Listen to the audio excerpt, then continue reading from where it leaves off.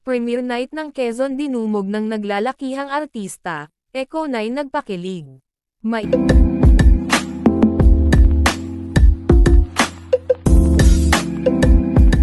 Mainit ang naging premiere night ng Quezon, na dinaluhan ng mga naglalakihang artista sa showbiz industry. Hindi magkamayaw ang mga fans sa labas ng venue dahil sa dami ng bituing dumating. Isa sa pinakaabangan sa red carpet ay si Eko, na talagang pinagkaguluhan ng media at mga tagahanga.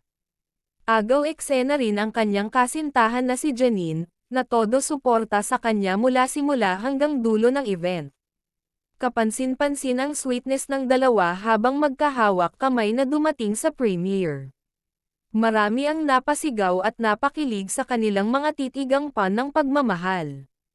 Ayon sa mga netizens, makikita raw sa mga kilos ni Janine ang kanyang buong suporta at pagmamalaki kay Eko. Trending agad sa social media ang kanilang mga larawan at video mula sa red carpet. Pinuri rin ng mga tagahanga ang chemistry ng dalawa, na tila hindi made at tago ang matinding pagmamahalan. Sa kabuuan, naging matagumpay at star-studded ang premiere night ng Quezon, na mas pinainit pa ng kilig na hatid nina Eko at Janine.